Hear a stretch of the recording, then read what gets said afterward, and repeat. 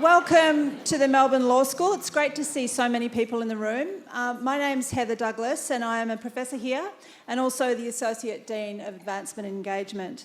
I want to begin tonight by acknowledging the people of the Kulin Nation as the traditional custodians of the unceded land on which we're meeting tonight, and pay my respects to elders past and present. I also extend my acknowledgement to all of the Aboriginal and Torres Strait Islander people who are joining us this evening. Before I continue, I would also like to welcome Pamela Jacobson, who's here with us tonight, alongside her Nathan Jacobson's granddaughter Emma and her son Sabe, who are also with us tonight. And we've got a secret mission to encourage Sabe to start law with us in a couple of years.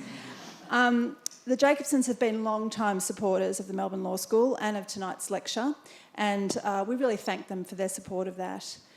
The Nathan and Pamela Jacobson Fund generally assists JD students at MLS in need of financial assistance, and those of you in the room who are JD students will know that that would be very helpful.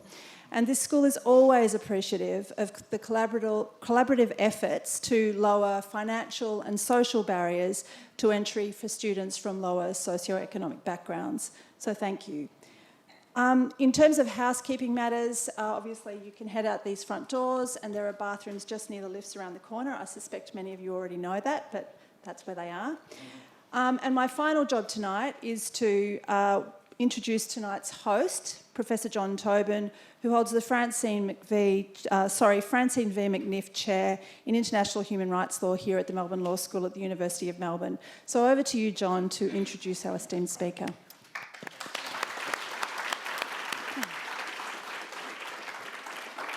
The claps aren't for me, people, but thanks very much. So can I just say, back in 1987, I was walking around the university a bit lost, and this person sort of came bounding across towards me and started speaking to me, and it was Helen Durham. And she struck me in three ways. Unbelievably progressive in her views, unbelievably principled in how she held those views, and incredibly passionate. Her moral compass pointed squarely towards justice, and she wanted to make sure people went there with her as well. So those three words for me indicate and describe, in fact, the extraordinary career that Helen has now carved out over the past 37 years, which is extraordinary for all of us to think that time has passed so quickly as well.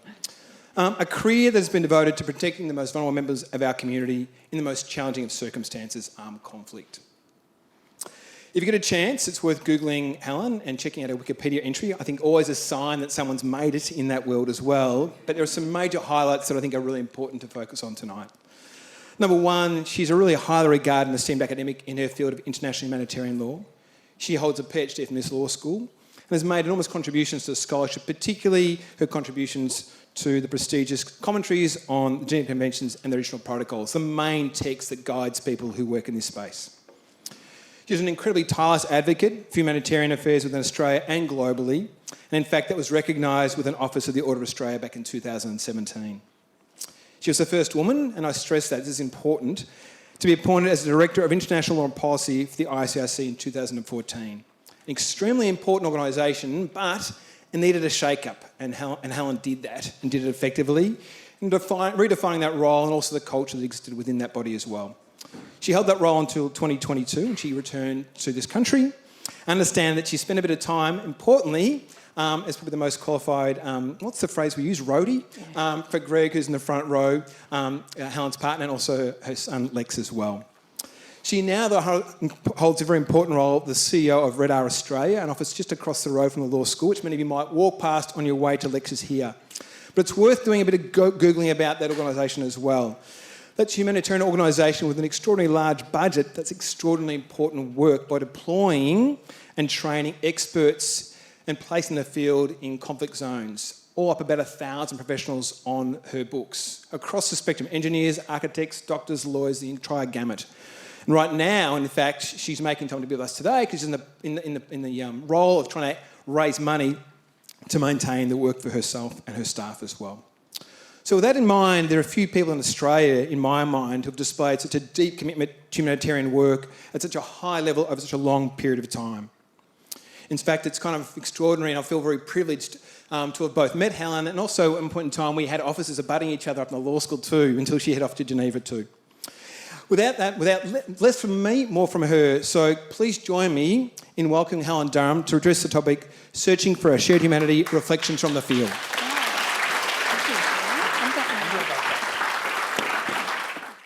Thank you, Professor. That was a great and very humbling introduction, and I am absolutely delighted and honoured to be here tonight, and I too would like to acknowledge the Wurundjeri people of the Kulin Nations and their elders past and present.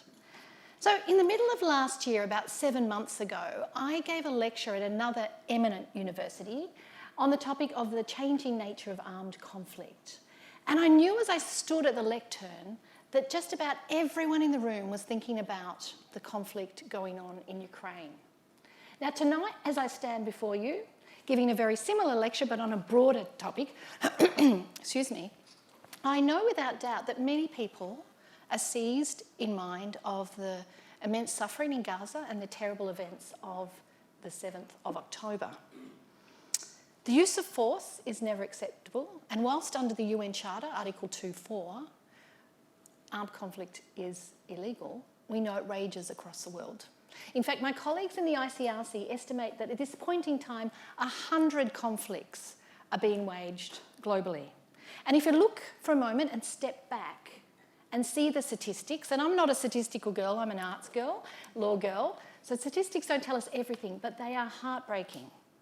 600,000 killed in Ethiopia in the last 2 years. Up to 500,000 in the civil war in Syria. Over 370,000 that have perished due to armed conflict in Yemen. And the estimated 550,000 in Myanmar since the coup. The list goes on and on. Now, there is clearly no suffering and no hierarchy in suffering. We can't say one suffering is worse or better than the other. So we don't have a hierarchy of suffering. But sometimes in my last 3 decades, I've wondered whether we actually have a hierarchy in our attention span, in the fact that the issues we choose to focus on always seem to be almost singular. And it reminds me of a poem or a line in one of my favourite poets, T.S. Eliot, and he wrote, "What is the knowledge we have lost in information, and what is the wisdom we have lost in knowledge?"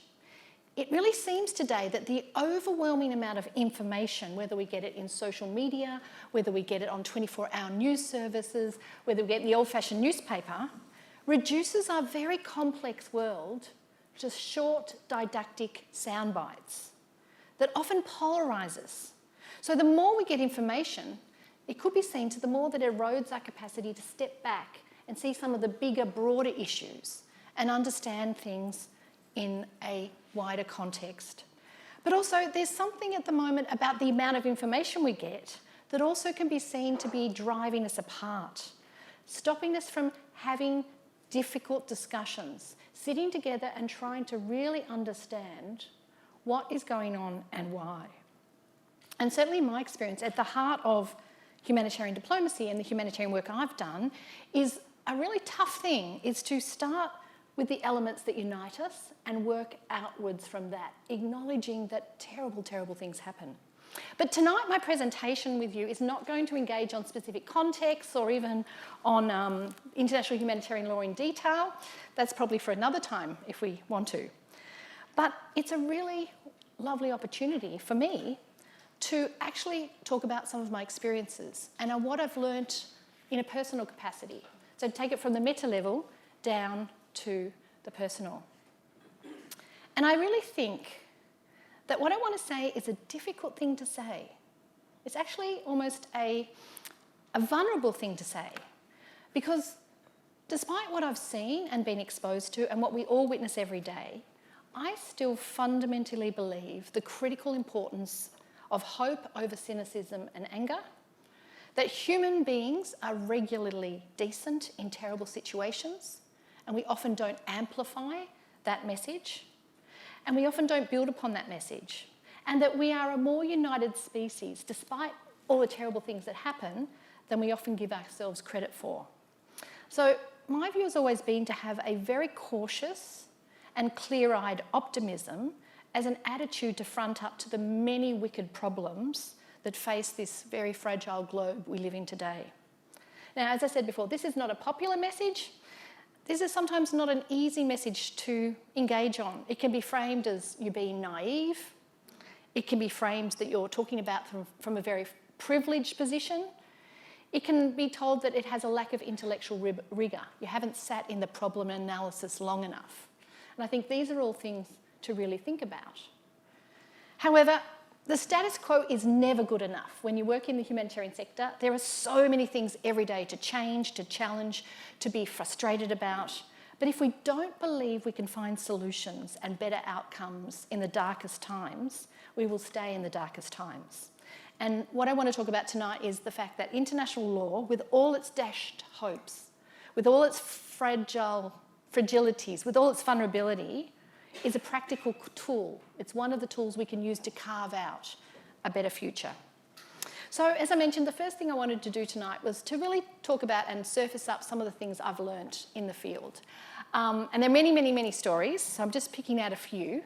And start off with the preambular paragraph, is that, in my experience, people have their own answers to their own problems.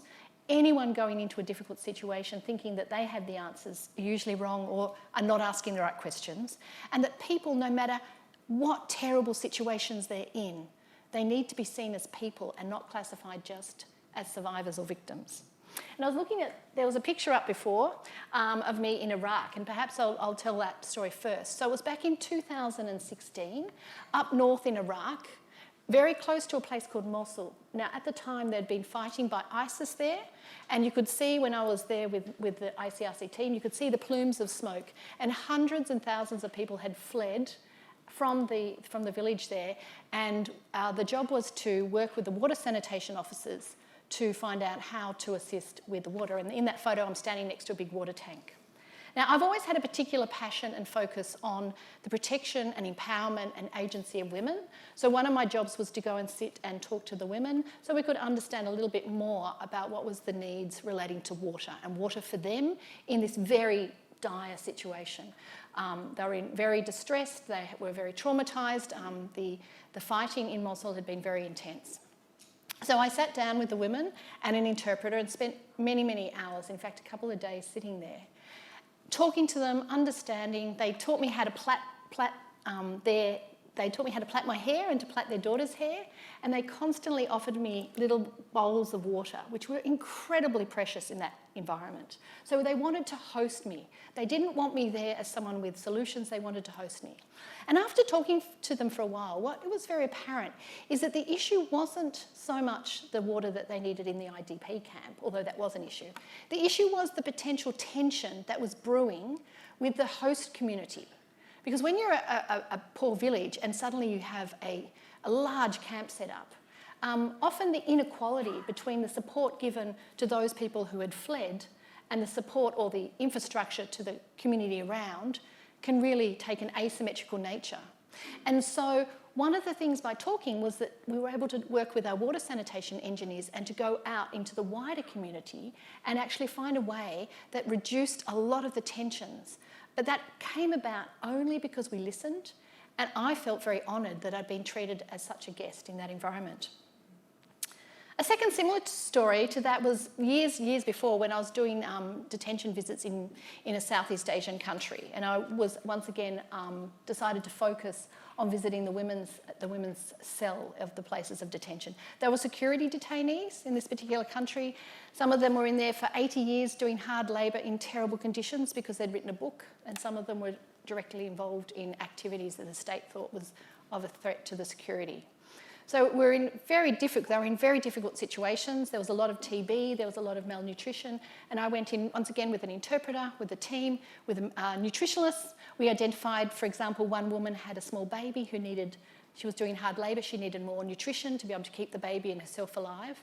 But we also, after a few days of talking to them, taking Red Cross messages so we could tell their family members where they were. It's often the absolute favourite part of my job over the years is when you get a small bit of paper and you get into a four-wheel drive and you drive out. And often there's not an address because people have been detained far from their village. It's like near the second lagoon with a tall tree.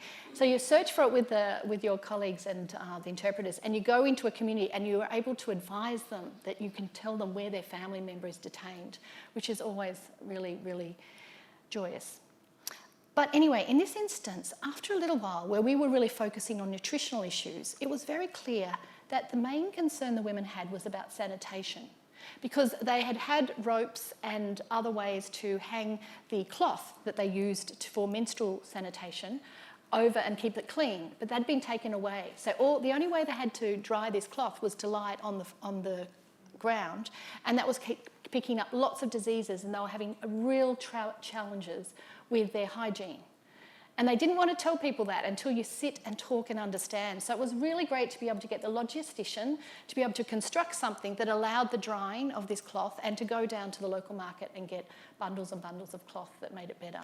So once again, at the end of the detention visit, and this is not a lot of nutrition there, they started talking to me and asking me about my family. And at the time, my son, who's sitting in the front, beautiful young man, was only 18 months old, and I was missing him terribly. But as a humanitarian, it was work that I had to do. And they asked me about my son, and they were really curious, and we exchanged stories. And at the end, they had a little party of some rice that they'd saved from their rations and also some peanuts. They wanted to see me and my connection with each other and communicate and ask about my children and my lifestyle. And once again, it used to always blow me away because you're in such a difficult situation. Now, of course, the other thing about connection and trying to understand and finding the spaces to be curious about each other is also you've got to listen to all issues. And I learned that very, very early on as a young delegate, the need to be incredibly humble. I remember doing another place of detention visits, and it was really, really dark. It was a lot of torture was going on. There was a lot of death and fatalities in this place, and it was really tough negotiations with the authorities in the prison. And I remember we were in tough conditions where we were because we had to go far up into the mountains, and it was a bit uncomfortable. We didn't have electricity for quite a while after the visits during the day, and there was no running water. And I remember some of the detainees were really, really angry. We were bringing medical supplies, we were trying to take family messages, we were engaging to try and make conditions better, but they were really angry at us, and they sort of shouted at us and they threw things at us, and they were really, really angry because they had thought we were coming there to release them. And I remember as a young delegate being a little bit frustrated, sort of like, I'm here, I'm really suffering myself, like, shouldn't you be a little bit thankful? And wrong. So important when you undertake activities, because it's something both you believe in but you want to sustain it, is to switch around and actually be humbled and privileged to be there and any support you can give. So it was a really good lesson about connection and communication, and it was a really sobering. I remember at the time my doctor used to love me because I'd come back with scabies and I'd come back with all these diseases he'd never seen because of the places I'd stayed, and he'd be like, oh, great, what have you got this time? So that was always, it made his life happy. But it was just really, really important to locate the privilege that I had of being able to leave and the importance of being really, really humble in the face of such incredible suffering. You do what you can, you advocate as hard as you can. And I do have moments, very many moments, where I think of the people that I wasn't able to do anything for. There's particular individuals I remember, and you have to be able to hold that in your mind, hold competing ideas in the mind that you did do good things, but you can't do everything. So that were a little bit about some of what I learnt in the field. Many other stories, but I thought they both showed that sense of agency, connection, and also having answers. The other area, the final story I wanted to tell in this area, before I move on a bit to international law, is issues that often we study here, and I've often read and spoken about, with intersectionality, the layering of challenges that people have that we really need to understand, that it's not just through one prism. And it really struck me in my last mission in 2002, where I went to Mozambique. And once again, individuals had been fled from the north. The north, there was a non-state armed group that went through all the villages and took any male and beheaded the males. And so, of course, the women and the children and the elderly had fled down, and we were in the IDP camp. And I was there with a team, and this time the role was to do Red Cross tracing, because about 4,000 children had been lost between the fleeing from north down south, and many of them we knew had been taken to be child soldiers or were lost and displaced along the way. So we're doing family tracing. But I, once again, was able to spend some time with a particular woman, and it was so inspiring. She had 2 children. One had been displaced along the way, and she was desperate to find news of where he was. But she also had a sister who was a woman with blindness, and she also had a range of other health complications. So the challenges, the combining challenges that she had when she fled, and she also had witnessed her husband being beheaded in the village. So she was traumatised, she was helping support her sister, she was also trying to look after her other child and looking for the other. So the combination, I could really see and feel very starkly that what she was trying to deal with was massive. And there was incredible resilience in the way that she was going about surviving. And so once again, after a while, she took me into her hut. It was literally a hut. And we were talking with the interpreter. And we were asking, what are your real needs? And she said, well, our real needs are a mat made out of the fronds in the nearby palm trees to sleep on, because I could see that it was just a dirt floor, and the rainy season was coming and it was going to be mud, and her and her sister and her child would have to sleep on that. And I asked with the interpreter and some of my colleagues who were from Mozambique, and they said, yes, you can quite easily make these mats. And I said, why haven't you made a mat? She said, well, in the culture, I can't make it. It has to be a man. And here, there are only a few men that have fled, and it's very transactional to get a mat. And I'm stuck in this situation. So it was her gender and the cultural issues. And there was the range of things. And we were able to quite easily be able to work with our local colleagues to make sure that mats were woven, not just for her, but for other women who were in a situation of vulnerability, needing something so easy, so simple, but hadn't been thought through by us before we did the pre-deployment briefing. So having this understanding of resilience and connection. So I came to the humanitarian sector through the prism, through a legal pathway. Back in the 1990s, and sometimes I look around and it's sort of a bit disturbing, John, because I don't know how many people were born in the early 1990s, maybe a couple of us of elegance age. But back in the 1990s, there was a terrible conflict in the former Yugoslavia, where there was a lot of information that surfaced up about sexual violence as a sexual violence being used as very, very aggressively in the conflict. And I was a young lawyer, and I was outraged, I was angry, I really wanted to do something. And luckily I had a friend who was going to the former Yugoslavia to work, I think it was with CARE at the time, to support women who had been victims of sexual violence, particularly those who'd been in the rape camps in the former Yugoslavia. And I've told this story a few times before, but it was such a nice introduction to international law. So I faxed her. In those days, guys, can you imagine? No email, no text. I had to fax her to ask what was it that the women in the former Yugoslavia needed back here. Did they need some fundraising? Did they need, what was needed? At the time, we were advocating and asking for the humanitarian numbers of women who would be let in under humanitarian visas to be widened. So we were doing advocacy, but what was it that the women wanted? And my friend wrote back in the fax saying they want rape deemed a war crime. And I remember with my young colleagues and young friends going, should I write back saying, sure, you don't want a bake sale? Can't we raise some money? This is a big request. And then to cut a long story short, what we realised was that there was a large number of people from the former Yugoslavian population coming into Australia, and that we were in a position we could take the evidence and provide that to the War Crimes Tribunal, which was recently established in The Hague, the International Tribunal for the former Yugoslavia. And never forget it, because I think I might have even been doing my masters. I was working full-time, doing my articles, but doing my masters. And we were sort of talking about it, and I went home that night and I rang up the tribunal of the former Yugoslavia. I can't remember, I probably looked it up in the yellow phone book. I don't know if there is one then. Anyway, and I knew that the deputy prosecutor was an Australian, Graham Blewett, wonderful man who I subsequently worked with. And so I just rang up the switchboard and asked to speak to the deputy prosecutor. I remember I was in my pyjamas because it was about 11 o'clock at night, but I had put lipstick on, so I had the war paint and the pyjamas. It wasn't a video in those days, so you could do what you want. And I got through to the deputy prosecutor. It was like, yes. And I said, what is it that you need in Australia? You know, and he said, well, it would be great if you could gather evidence and pass it through. So to cut a long story short, with a group of really enthusiastic young lawyers, we did that. And it introduced me to the idea of the Geneva Conventions, the extraordinary area of international law that has such a magnificent aim and fails every single day. Every day we see examples, horrific examples where the laws of war are not followed, but so often we don't get exposed to them when they are.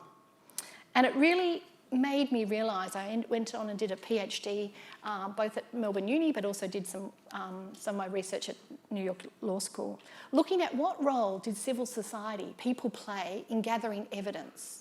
Because you can have the best enforcement mechanisms. You can have glorious statutes that articulate very clearly jurisdictional issues. But if you don't have the support and the bravery of people who will come forward and give evidence, you've got a shiny machine with not much going on. So I really looked into that and what was the role of civil society in creating international mechanisms like the International Criminal Court. So one of the things I think we have to think about with international law is that it's better known, as I said, in its breaches than its adherences. And we put a lot of weight on international law. Domestically, we have laws against domestic violence, against road going fast or drink driving. We have laws against murder. And every time that law is broken, it's rarely the response, oh, the law's no good, the law's useless. Let's be pessimistic about the law. Let's get rid of the law. What use is this law? We usually try and come up with ways. Do we need better enforcement mechanisms? Do we need to educate people about it? Do we need to do a nudging campaign to change behaviour? So I think we intuitively understand in domestic law that the fact that it's broken doesn't dismiss its capacity to be useful. And I understand why. It's really frustrating. And you've heard many of my experiences. I've engaged also with the Russian military, with the Ukrainians. I've engaged both at the political level with the Security Council as well as, my favourite, with people on the ground. The law is a blunt tool. It does not revolutionise human behaviour. But it provides us a framework to be able to have discussions about what we believe is right and wrong. It provides us a capacity to carve out what does it mean to be human? What is it that unites us? What is right, what is wrong? If you didn't have international law and, say, international humanitarian law, when you saw prisoners being tortured or you saw disproportionate attacks by the military, you just have to say, I don't like it. It doesn't work for me. International law gives us the tools and the mechanisms to then use diplomacy, to then use prosecution, to think about what else is missing, how do we build on the law that's there.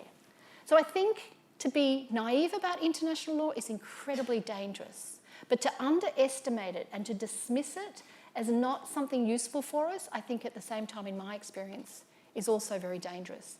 In my last few years with ICRC, one of the tasks I did, which was really interesting with the team, because there was an event called the World Humanitarian Summit. It happened in Turkey. It was a UN event where there was really a bit of gathering of humanitarian organisations and the UN to say, you know, the situation, the status quo is not good enough. What can we do more?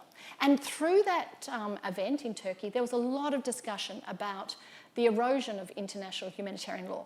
And I remember for us, international lawyers, we kept trying to raise, it's not the erosion of the law itself. The law is quite strong. It's the lack of compliance in the law. It's the lack of following the law. If we put all the problems on the law, then what are you left? If you talk more about the fact that states and non-state armed groups have an obligation to comply with the law and ways to try and encourage, support, urge and frame that, it's really, really much more useful.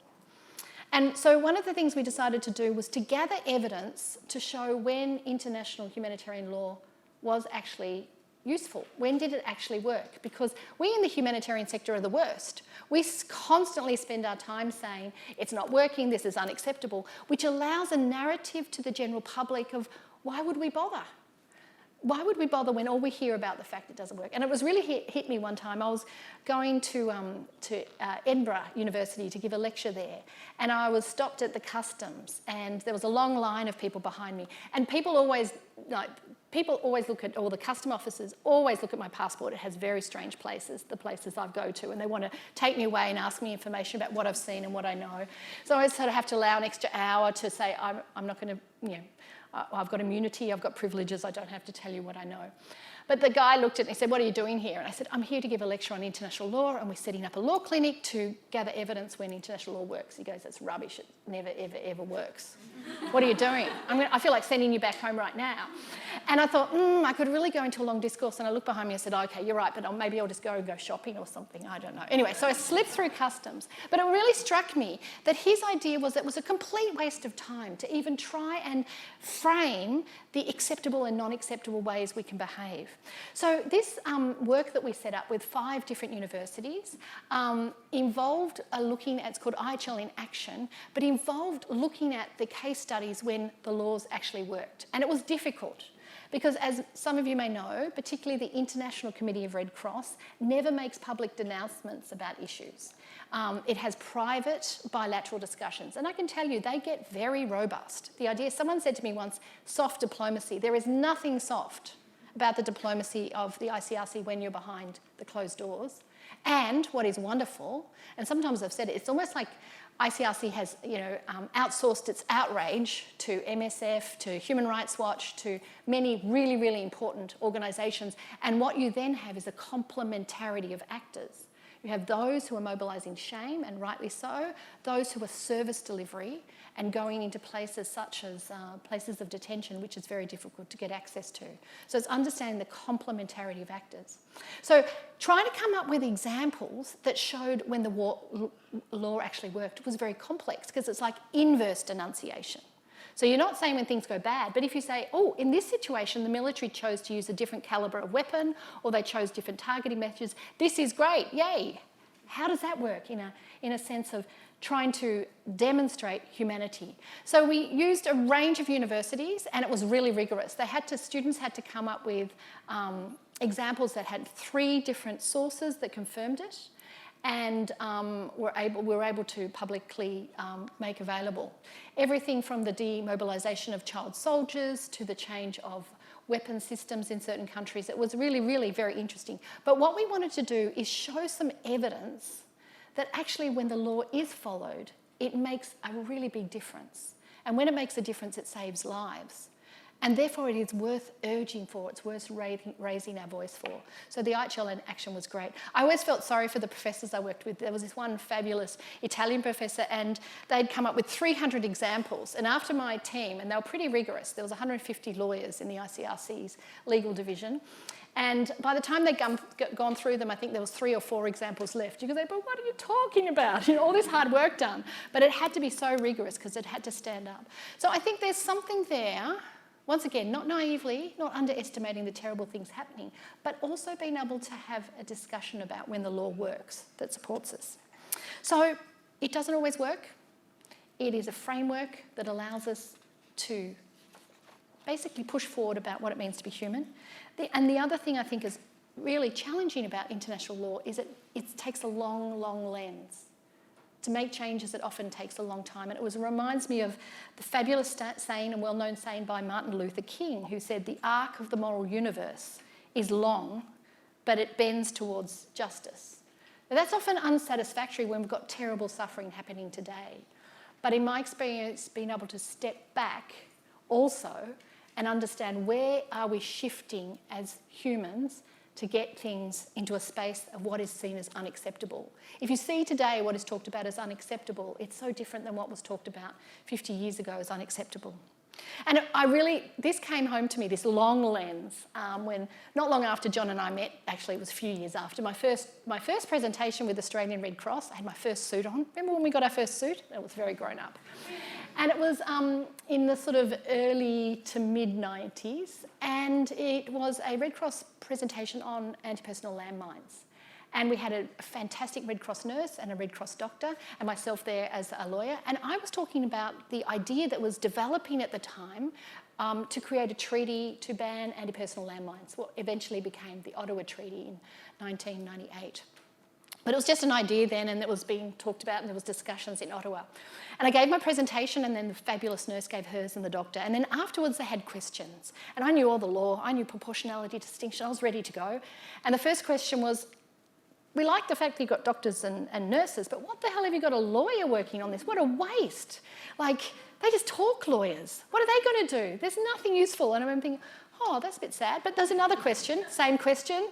Get rid of the lawyers. Let's spend more money on the doctors. Now, 20 years or longer after that, we have got the Ottawa Treaty. And we know, I know this talking to my colleagues who were the surgeons in the field, that before the Ottawa Treaty, there was about 25 to 30,000 deaths a year, fatalities or injuries from anti-personnel landmines. And the slow, unacceptably slow, but march of the stigmatisation of the weapon, the fact that it was seen as unacceptable for businesses to invest in the creation of landmines, the fact that the community made their voices heard and talked about the fact it couldn't distinguish a civilian from a combatant, that they were left long after the fighting, has resulted in today about 3,000 or so, still unacceptable, but a much lower number of fatalities or injuries. Now, if you take that, having spoken to many people in the field who were victims of landmines, what that does is take out a whole family, because it means that you haven't got someone in a rural environment who can work. It means whole tracts of land, if they think there's landmines, can't be used for agriculture. So those numbers don't tell us much. It's a force multiplier. But what it does say is it takes time, and it's frustrating, but if you actually step in the right direction, you've got a way to go. So it takes time, which often in this fast-paced world where we want information, we want things to happen, and rightly so, it is very frustrating. My final, I would suppose, reflection on international law is it's evolving. It's not a static thing. It evolves both with jurisprudence, with brilliant writers, and also adjusts. But it's always too slow. As I said, it's like domestic law. It takes way too much suffering before it gets there. But I always get really inspired now as an older lady in mature lady in international law, that to see young people with inspiration and fire in their belly. And it really drove it home to me last year, yes, 2013, where I was in my gap year, in between being a roadie for my husband and carrying guitars to his gigs. In between that, I was invited by Peace Boat, an extraordinary organisation from Japan. They're a group of Haibasha, who are the survivors of the atomic attacks in Nagasaki and Hiroshima. And they have a beautiful boat where they travel around the world and talk about these issues, confront in a very peaceful and very calm and very amazingly forgiving way about what happened to them and why, to try and spread the message this should never happen again. I was invited by Peace Boat and ICANN, who won the Nobel Peace Prize, to go to Hiroshima, and I'd been there a number of times because I'd worked a lot on the nuclear weapons topic and worked towards, with the Red Cross, on the ban of nuclear weapons. And they said, we've got the G7 coming to Hiroshima, and we've invited youths from each of the G7 countries, and we'd like you to come and talk to them about the legal issues that surround and understand the framework of the new normative, new treaty, the normative framework, and also about humanitarian diplomacy. How can they approach and influence their leaders rather than running up to them and shouting them? What are the mechanisms and ways to try and get an understanding of the horror of these weapons? So I left my son to carry the guitars and went across, and it was fantastic. But I had these amazing young people from the Pacific, very proud in their incredible traditional clothes, very angry at the fact that the suffering that continues to go on in the places in the Pacific where there was the testing, in the Marshall Islands, in many of those countries, and the lack of acknowledgement and support for the communities that are still dealing with terrible diseases because of that. And they were really, really angry, and they're like, we just want to go up and throw eggs at them. So I'm like, Yeah, that's one strategy. That's a strategy. We could think of that. And there is an important role sometimes for community activity. But we worked through how some of the information, in the idea, for example, of MAD, mutually assured destruction, there was this brilliant young American guy, and he got there and he said, in America it distresses us because everyone thinks if you have a gun it makes you safer, but it doesn't. Oh, that's really similar with the idea of everyone having a nuclear weapon and you're safer. Oh, that's something I can talk about with my authorities because I know this member of parliament is anti-guns. And it was just extraordinary to see how the energy and the frustration from these young people that was necessary but really made them come up with exciting ways to try and influence and make things better. And it was great. We did lots of role acting. I had a ball. It was lots of fun, but also very serious. And at the end, there was such a sense of a journey, and I'd learnt as much as they had. So it's evolving, and many of these young people that I worked with there were very keen on looking into the crime of ecocide, the destruction of the environment, as an issue that is, like the crimes against humanity, offends all of us and isn't just singular. So I'm sure in the future that there'll be lots of great work on that. So be clear-eyed in the strategies on how to make change. Don't underestimate the use of law. It is frustrating. It is almost counterintuitive to say that it's important to hold on to hope when it's easy to slip into only anger. Anger is an important role to move forward, but it's really, really important to listen to each other and have really difficult conversations. When times are difficult, that's the time you need to most hear each other. And there's some really inspiring thinkers and researchers that when I get a little bit down, and sometimes I do, my family knows, sometimes I just have to watch Netflix and have a cry and eat chocolate, regroup before you go off and do more things. But there's some fantastic writers. I don't know if people have read Rutger Bregman, who writes, and I want to quote something. He's an author and researcher, extraordinary books, but he wrote, "It is realistic as well as revolutionary to assume that people are good. The instinct to cooperate rather than compete, to trust rather than distrust, has an evolutionary basis that goes right back to the beginning of our species. Only thinking the worst of others not only affects how we regard people, but our politics and our economics too." And I think there's something there that we sometimes, it's just uncool to say that message, It's just uncool to actually say, let's start with a sense that there is goodness in people. And this idea, as he writes about, that we've been framed by many philosophers and many writers that it's dog eat dog, and in fact that's incorrect. And another great writer that I would urge, if you're interested in, urge you to read, is a researcher called Frans de Waal, and he's a primologist, if I can say that correctly, and he does a lot of research with animals to identify empathy. And his experiments are extraordinary with this idea that actually, particularly in primates and elephants and others, there's incredible sense of empathy and collaboration. So he gets very offended when we say dog eat dog because he says, that don't offend the dogs. So there's some stuff there that I think is worth reflecting on. In my current role as CEO of RedR Australia, and thank you, John, for mentioning it, it is just over there. It's got a bright red R, so please pop in if you're around. The role there is to identify, train and deploy experts in difficult situations, whether they be conflict. We've got people who are doing coordination across the globe at the moment in conflict and disasters.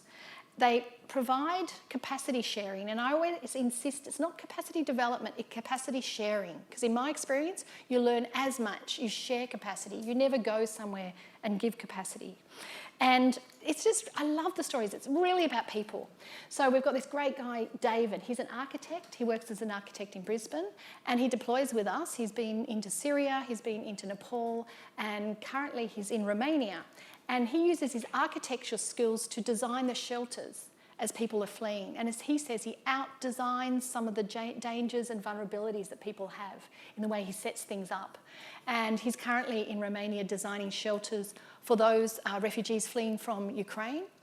And what he's learnt over the years, that if you put together the elderly and the young people, if you, in the design of the shelters, you have a space for elderly and young people, it is really, really great for people's mental health. So he's realised that even in the horror of fleeing the situation in Ukraine, that the playing of children brings a certain joy and mental health. So he's using his skills as he goes along, and I get really proud. And we've also got an amazing woman, got hundreds of them, but amazing woman, Pauline, and she's in Ethiopia, strengthening programs to prevent gender-based violence and really sitting down and working with community women's groups to be able to empower them to find a way to, move out of some of the challenges that they face around domestic violence. I did a very interesting study with my team at the ICRC on the issue of sexual violence, where they met with hundreds of, particularly in West Africa, young men who were fighters, to find out issues around sexual violence and domestic violence from the young men's, the perpetrators' point of view, or potential perpetrators. Because most of the research had been done talking about other areas. And it was such an interesting thing to then reorientate priorities and policies. Many of the young men, when they were interviewed, actually thought that, that the only sexual violence was adultery. And actually what they were doing was not sexual violence. And so it was the capacity to then go and talk to the chiefs and the leaders and those that had influence in the society to unpack the understandings of how these activities are unacceptable. So it's really great to have such, as John said, 1,000 people on our roster with all sorts of different skill sets to be able to be deployed, and it gives much energy. So in conclusion, the world constantly has, and unfortunately humanity's inhumanity to humanity is such a constant in human history. It constantly has events occurring, terrible wars, terrible suffering, increased inequalities, good and bad use of technology, struggles to do with climate. It can be very, very overwhelming, and we need to make sure that we speak out when we don't find it acceptable. So daily we witness our worst behaviours, but we also need to stop sometimes, step back and find a place of our best behaviours. International law is not the answer, but it provides us with guidelines and strategies to work towards a better status quo. It gives us choices in how we respond and strategies. Not to fall into pessimism, but to harness how we respond and educate ourselves and listen more carefully. There is huge evidence to show that communication and connection works. And at the end of the day, we need to find ways to constantly remind ourselves that what unites us as humans is deeper and more profound than what divides us, and use everything we can to build on from that. Thank you.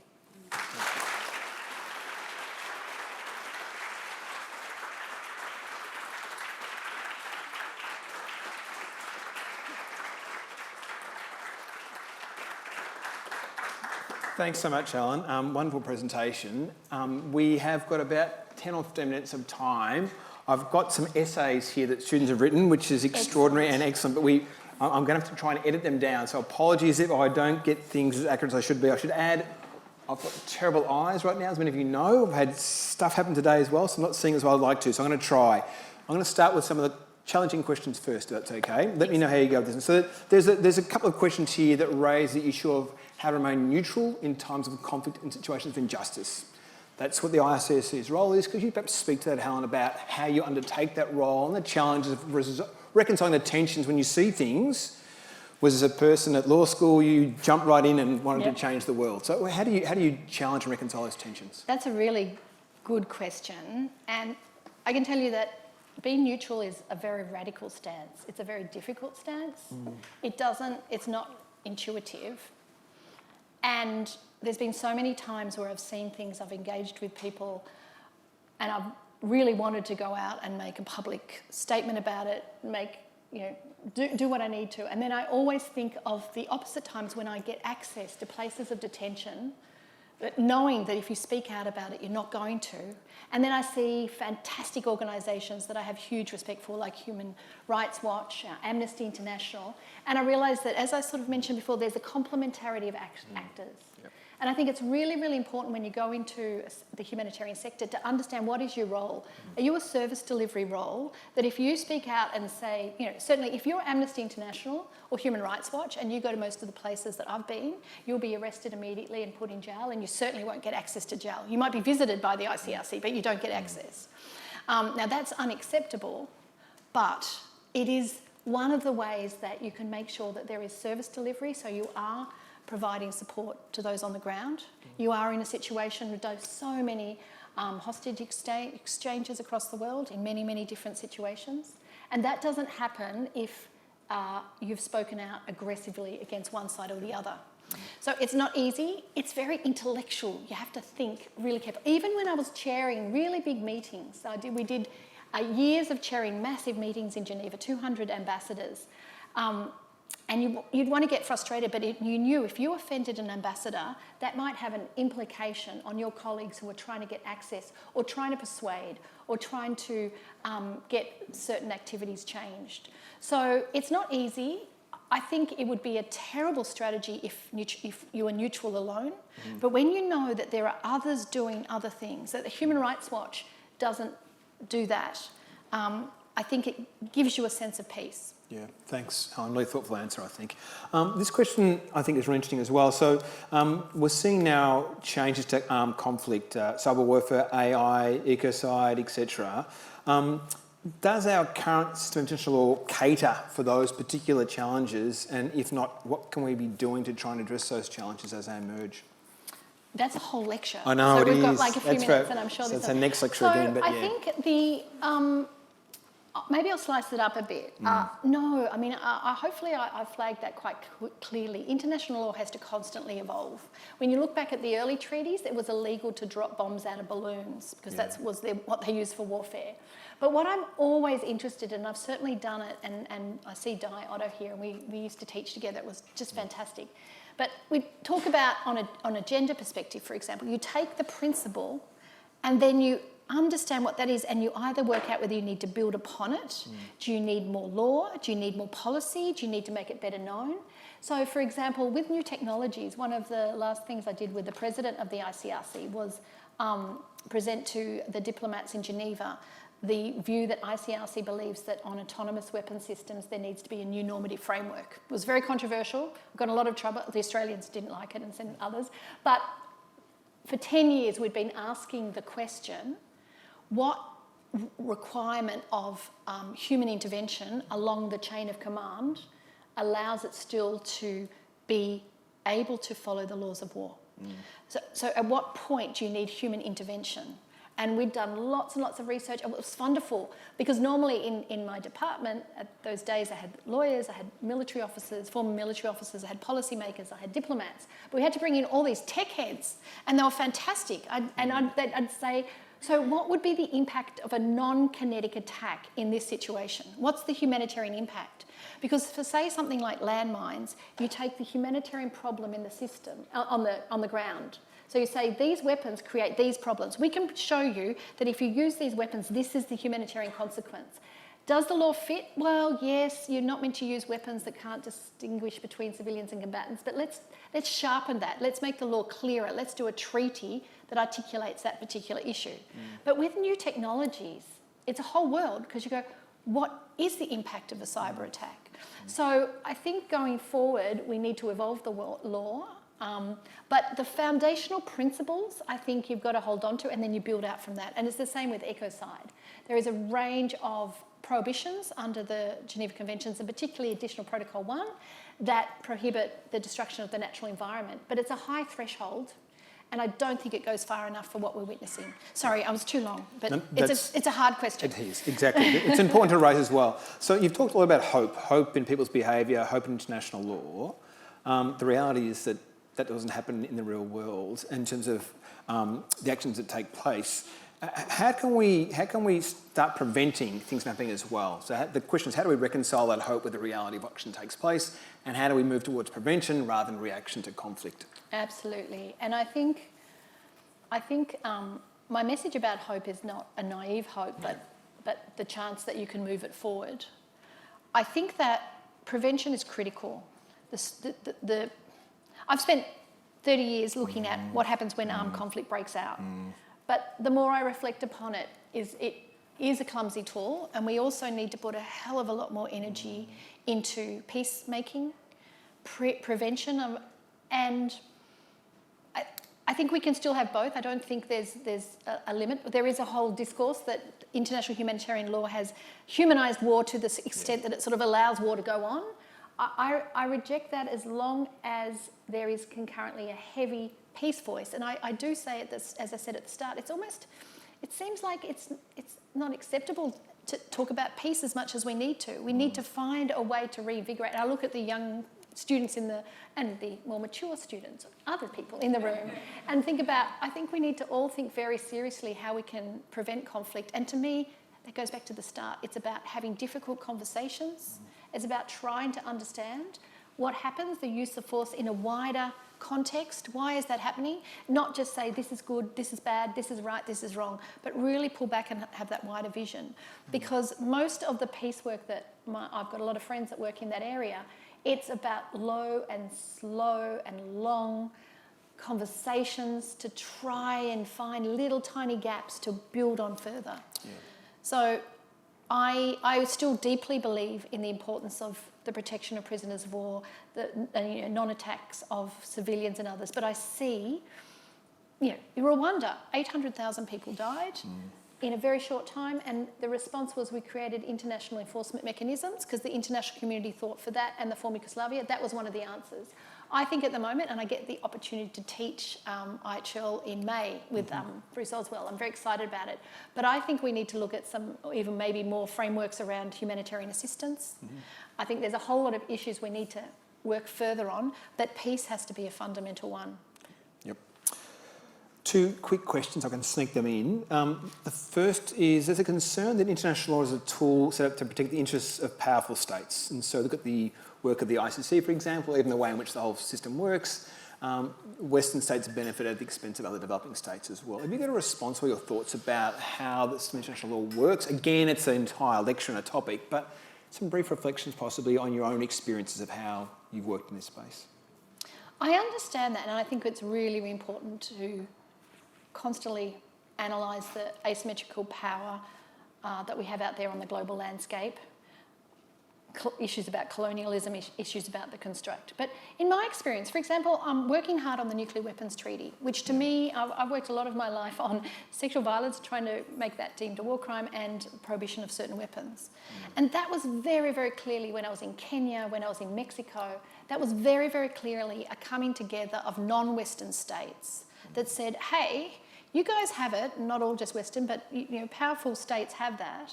But if it is used, it impacts upon us. And we are more in numbers. And so they really, really pushed and were able to create a treaty. Now, people would say, yeah, that's a useless treaty, whatever, it's not signed up by those who have nuclear weapons. But I say give it years, give it times, start stigmatising those who use it, take it out of superannuation. If organisations if companies are doing anything to support nuclear weapons, make sure that it's known and make sure that they can't fund superannuation. I know that sounds silly, but you have to start somewhere. So yes, I think you need to be very sober-eyed about the construct of law for the powerful, about the powerful, and that's why the whole victor's justice after World War II, sorry. But I do think I've seen enough instances where it's actually been a useful tool to start a dialogue and move forward against Western states. Yep. One last question, I think a really important question. In fact, the first question posted, so thank you to this person. As an international humanitarian lawyer, what's your biggest why that wakes you up every morning, that keeps you moving forward when everything looks hopeless?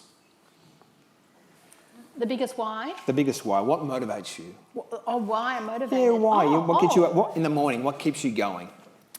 Okay. Why do you head up to RedR every morning? Think, how can I help these people in conflicts? How can we do that? I think one of the biggest whys is the just energy you get when you actually understand that despite all the suffering, there is people who want to work with you to make a difference. And it's about that common community. So that's the biggest why, I think, that gets you out of bed, where you actually say, I'm tired today, I don't want to, I feel down, I feel like it's just too much. And there's always someone else out there who is happy to decide to move forward and to go off to Ethiopia and work with women's groups to try and reduce gender-based violence. And they're doing that, and you know that they're going to force multiply. And it's that whole idea about moving it forward. Knowing, and I do want to say this, like, knowing that, I often quote this, Eleanor Roosevelt said, it's better to light a candle than curse the darkness. And that's one of the big whys where I think this is a tiny little tea candle and my gosh, there is a lot of darkness out there. But if everyone lit a candle, it's getting a bit better. Yeah. Thanks. Nice positive note to finish on. So I'm going to hand over to Megan Stevens. Megan is one of the editors of the Melbourne Journal of International Law, the co-hosting tonight's event. So Megan, the floor is yours. Thanks very much. And apologies, some great questions there. By all means, feel free to email me or we can talk conversations now as well. So over to you, Megan. Thank you. There's a mic. Is there a mic over there for you? Have we got a mic? Here we go. Fantastic. Hi everyone, I'd just like to extend a huge thank you on behalf of Melbourne Law School and the Journal of International Law for the incredible insights you've shared with us tonight. They're really amazing. Yes.